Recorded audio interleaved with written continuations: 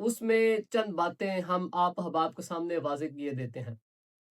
ہم نے اس کے ساتھ مناظرہ سے قبل اس بات کی شرط لگائی کہ غیر سنجیدہ گفتگو نہیں ہوگی، تہذیب، شائستہ اور تمیز کے دائرے میں رہ کر بات ہوگی، اور جو زور لگانا ہے وہ دلائل پر لگانا ہے۔ اگر یہ شرط تمہیں منظور ہے تو ہم تم سے مناظرہ کے لیے ایگری ہیں، ورنہ ہم تم سے مناظرہ نہیں کر سکتے۔ دوسری بات میں نے اس سے یہ کی کہ کوئی کنٹرولر درمیان میں رکھنا ہے، ہوسٹ ہو، کنٹرول کرنے والا ہو، جو تمہیں بھی کنٹرول کر سکے اور مجھے بھی کنٹرول کر سکے، اور ٹائم دے، 5 منٹ تمہیں دے، 5 منٹ مجھے دے، یا 2 منٹ تمہیں، 2 منٹ مجھے، کوئی نہ کوئی ٹائم طے ہو، مجھے بھی اپنی بات کرنے کا موقع ملے اور تمہیں بھی اپنی بات کرنے کا موقع ملے۔ لیکن افسوس، مناظرے کی ابتدا میں ہی ان دونوں شرطوں کی خلاف ورزی ہو گئی۔ وہ چھپا ہوا تھا، تصویر اس کی غائب تھی۔ میں نے کہا تصویر اس کی سامنے نہیں، وہ غائب ہے، چھپا ہوا ہے، اس کے سامنے لاؤ۔ میں نے اتنی بات کہی تو اس نے آتے ہی ظہور اور غیبت کی بات چھیڑ دی، یہ اس نے خلاف ورزی کر دی۔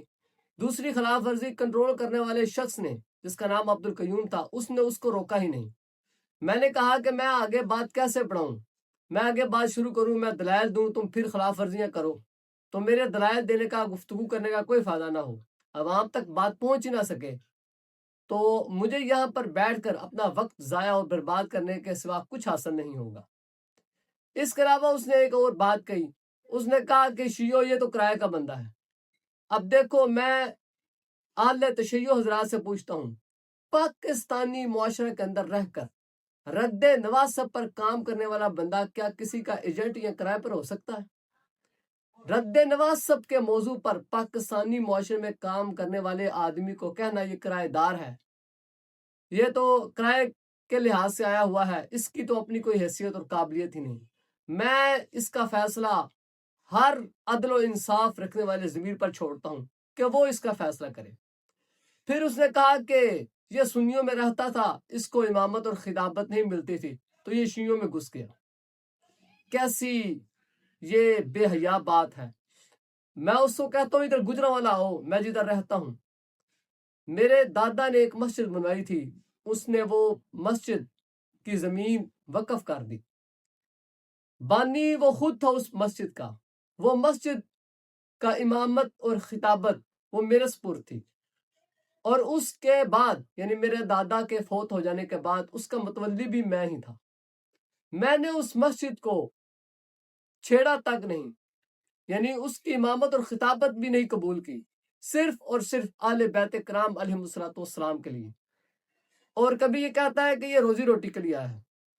مجھے بتاؤ کہ کیا رد نواسب کے موضوع پر پاکستانی معاشرے میں کام کرنا یہ روزی روٹی کے لیے ہوتا ہے؟ یہ تو اپنی جان ہتھیلی پر رکھ کر کام کرنے والا ہوتا ہے کہ کسی وقت بھی انسان کو جان سے ہاتھ دھونا پڑ سکتا ہے، اتنی بڑی قربانی کو دے سکتا ہے۔ روزی روٹی کا مسئلہ تمہیں تو معلوم ہی نہیں، تم میرے بیک گراؤنڈ سے واقف نہیں، تم سندھ کے رہنے والے ہو، میں پنجاب گجرانوالہ کا رہنے والا ہوں۔ تم کبھی ادھر آؤ، وزٹ کرو، میں تمہیں دکھاؤں کہ یہاں پر روٹیاں کتنی ہیں اور روزی کے ذرائع کتنے ہیں۔ روزی روٹی کا اشارے سے شاید اس نے مراد دیا کہ میں نے یہ کتابیں لکھی ہیں۔ میں شیعوں سے کہنا چاہتا ہوں، شیخ حسن اللہ یاری صاحب جو امریکہ میں بیٹھ کر کام کر رہے ہیں، رد نواسب کے لحاظ سے عمدہ ترین کام ہے۔ میں نے اہل سنت میں رہتے ہوئے شیعوں کے خلاف جو کتابیں لکھی گئی ہیں، تحفہ اثنا عشریہ تک سب کتابوں کا مطالعہ کیا ہے۔ اتنے زوردار دلائل میں نے ان کتابوں میں نہیں دیکھے جتنے زوردار دلائل میں نے شیخ حسن اللہ یاری صاحب کی زبانی سنے۔ میں نے محسوس کیا کہ اس کو تحریری طور پر بھی اپنے اختیار میں لانا چاہیے، یعنی کتاب لکھ دینی چاہیے۔ میرا مقصد یہ تھا، ایک تو رد نواسب، شیعہ مذہب کا دفاع، اور شیخ حسن اللہ یاری کی جو تحقیقات ہیں، میں چاہتا تھا کہ ان کو علمی انداز میں پیش کر دیا جائے۔ مجھے افسوس ہے کہ بعض لوگوں نے واٹس ایپ پر مجھ پر کہہ دیا کہ شاید میں کوئی بزنس کر رہا ہوں کتاب چھپوا کر۔ مجھے بتاؤ بھائیو، اگر کوئی بندہ اس کے اندر جو مواد ہے، جو علم ہے، جو مذہب اہل بیت کا دفاع ہے، جو شیعہ مذہب کا دفاع ہے، اس کے اہمیت سے کوئی بندہ واقف ہو تو کہہ سکتا ہے کہ میں 500 700 کے ذریعے سے بزنس کر رہا ہوں۔ میں نے یہ کتاب لکھی تو آپ کو معلوم نہیں کہ سنیوں کے پاس میں لے کر گیا کہ مجھے یہ کتاب پرنٹ کر کے دو، کوئی سنی ہاتھ لگانے کو تیار نہیں تھا۔ وہ کہتے ہیں ہمارے عقید و ایمان کا مسئلہ ہے، ہم یہ نہیں کر سکتے۔ میں شیعوں کے پاس گیا، میں نے کئی شیعوں سے رابطہ کیا، شیعوں نے مجھے کہا کہ تم کس شخص کے آگے پھنس گئے ہو، یہ تو MI6 کا ایجنٹ ہے، ہم حسن اللہ یاری کی کتاب نہیں چھاپ سکتے۔ ایک شیعہ مجھے ملا پرنٹر، اس نے کہا کہ میں کتاب چھاپ دیتا ہوں لیکن میری کچھ شرائط ہے۔ میں نے اس کو کہا کہ مجھے ہر تمہاری شرط قبول ہے، جو کچھ تم کہو گے میں اس کو تسلیم کرتا ہوں، لیکن مجھے کتاب چھاپ دو۔ میرا صرف ایک ہی ارادہ ہے کہ میں رد نواسب کے لحاظ سے جو شیخ صالح یاری صاحب کی جو تحقیقات ہیں، میں چاہتا ہوں کہ وہ محفوظ ہو، چونکہ ہم پاکستان میں رہتے ہیں، یہاں پر بجلی کا مسئلہ ہے، بے شمار مسائل ہیں، ایک اور طرح سے رد نواسب کا اتنا اہم مواد وہ محفوظ ہو جائے، صفحہ کرتاس پر آ جائے۔ یہ کیا روزی روٹی ہے؟ یہ کیا بزنس ہے؟